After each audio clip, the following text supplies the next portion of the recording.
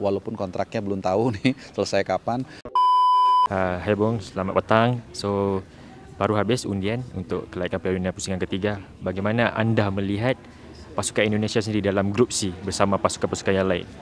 Ya, honestly itu grup yang sangat berat ya, karena kita semua tahu kita segrup dengan Australia, kemudian segrup dengan Arab Saudi, kemudian segrup dengan Jepang, bahkan dengan China dan Bahrain diantaranya. Jadi ini grup yang tidak mudah, tapi memang sedari awal kita sudah menargetkan lah untuk kalaupun lolos, saya pikir paling realistis adalah peringkat 3 dan 4. Tapi jujur dengan situasi terakhir ini, saya pikir menurut pandangan saya ya, 1, 2, 3 itu kemungkinan besar atau hampir pasti akan menjadi milik Australia, Arab Saudi dan Jepang. Jadi kita harus fight untuk nomor 4 ya, dengan segala respect. Saya pikir it's all between Indonesia dan Bahrain dan China.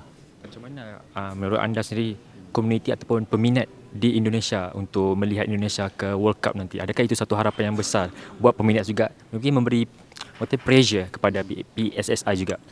Wah, itu pasti ya, bahkan bukan hanya Indonesia, mungkin baik Malaysia juga pasti kalau pengen juga ingin lolos ke Piala Dunia, Thailand, negara ASEAN ya kalau kita bicara. Kita tahu itu tidak mudah, bahkan sebenarnya mungkin 1 tahun yang lalu pun kita tidak pernah berani untuk berpikir terlalu jauh. Tapi memang entah mengapa kesempatan itu seperti tiba-tiba datang. Artinya jatah Asia kita tahu kan sudah naik jadi 8 lebih. Kemudian juga kita punya ketua PSSI yang sangat akomodatif, pelatih yang bagus juga walaupun kontraknya belum tahu nih selesai kapan. Kemudian juga ada pemain warisan ya istilahnya, atau kalau kita biasanya bilang pemain diaspora. Jadi dengan semua elemen-elemen itu kita berharap paling tidak memperbesar kemungkinan kita untuk bisa lolos ke Piala Dunia. Tapi sekali lagi tadi memang untuk otomatis honestly itu sangat sulit mungkin chance-nya 5%, tapi paling enggak kita bisa lolos masuk ke 4th round. Dan tapi kalaupun enggak terjadi pun saya rasa publik juga harus bisa menerima, karena itu yang saya katakan tadi, setahun 2 tahun lalu kita tidak punya ekspektasi seperti itu. Jadi kalaupun tidak bisa lolos ke Piala Dunia pun sekalipun paling enggak kita akan punya minimal 10 pertandingan yang berkualitas menghadapi tim-tim kuat Asia. Macam mana dikabarkan juga kontrak Shin Tae-yong hingga ujung bulan ini saja. Yeah. Macam mana di kalangan media untuk bercerita pasal ini? Mungkin digantikan ataupun disambung kontrak kah? Ya, ini memang menjadi kekhawatiran fans tim nasional Indonesia juga ya, masyarakat Indonesia, karena jujur kita sudah punya satu struktur, satu kesatuan, kolektivitas yang sangat baik, yang tadi saya katakan ketua umum, pelatih dan juga staf-staf yang lain. Artinya kita sangat berharap lah Shin Tae-yong untuk dilanjutkan masa baktinya. Tapi memang sampai dengan detik ini kita bicara tanggal 27 Juni, belum ada kepastian yang jelas ya. Ini agak kesimpang siuran lah. Jadi katanya proposalnya udah oke, sudah setuju, draftnya tinggal tanda tangan. Tapi kalau berita resminya Shin Tae-yong katanya sakit. Ya mudah-mudahan, bukan mudah-mudahan benar ya, tapi mudah-mudahan memang itu yang terjadi. Artinya memang udah oke. Tapi karena yang bersangkutan beliau itu berhalangan, ya mungkin agak tertunda. Tapi kita berharap itu secepatnya dilaksanakan supaya juga bisa untuk mempersiapkan nanti 5 September dan 10 September ketika kita menjalani laga-laga awal third round nanti.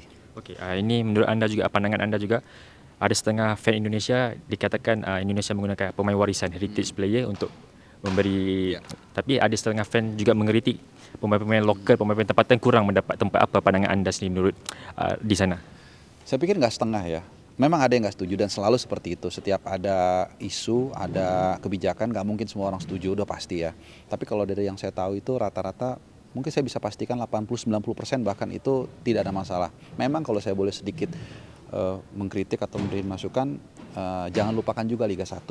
Karena bagaimanapun juga Liga 1 ini atau Liga lokal adalah juga sumber pemain untuk disumbangkan atau dikontribut ke tim nasional itu. Tapi kan semua itu tidak gampang, butuh waktu. Pak Erick Thohir datang dengan kondisi katakanlah minus. Artinya banyak sekali PR yang dilakukan. Nah, dia lagi membereskan satu masalah soal tim nasional.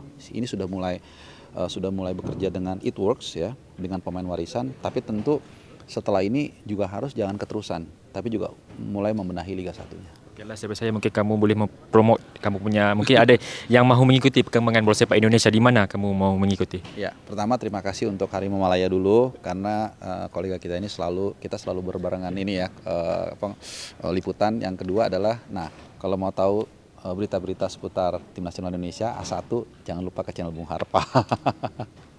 Thank you.